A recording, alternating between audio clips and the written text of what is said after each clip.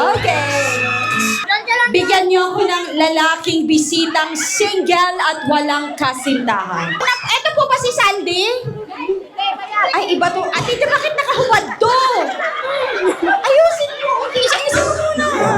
Ayusin mo muna. Nakakamera tayo. Okay. Ilang taong ka, kuya? 22. Si ma'am naman galing CR kanina, pinilit mong lumabas, di pa na daw natapos. Okay. Alright, sir, please take your seat. Ay, sir, huwag ka nga alis. Tabi kayong dalawa. Alright. Anong pangalan, sir? Carl. Carl, taga saan? San Miguel lang po, Barangay San Miguel. Barangay San Miguel, Norala. 22 years old. Sir, meron tayong mga girls dito sa likod. Ante, huwag kang kinakabahan. Ito, si 60 years old. Pangalan, ma'am? Si Estelita, yung nasa gitna? Si Marge and? Ilang taong ka na, Lexi? 20. Ay, 20. Si Marge? 25. Sir, sa tatlong ito, lingunin mo, wala ka bang kamag-anak? Tignan mo, sir. Tignan mo. Wala. Sure ka? Okay. Pag-uusapan natin ang mga isda. Okay. Marge, kung magiging isda ka, anong isda ka? Ikaw ay isang? Bangus. Bangus. Bakit naman bangus? Matinik. Wow, matinik. Pero masarap. Masarap yung tiyan banda. Sir, kumakain ka ba ng bangus? Opo.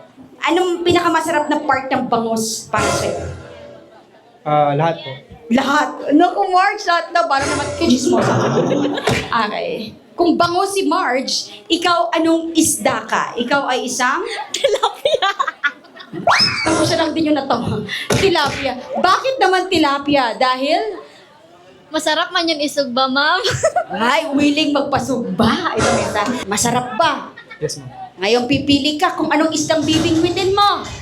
Ang tilapia ba o ang bangus?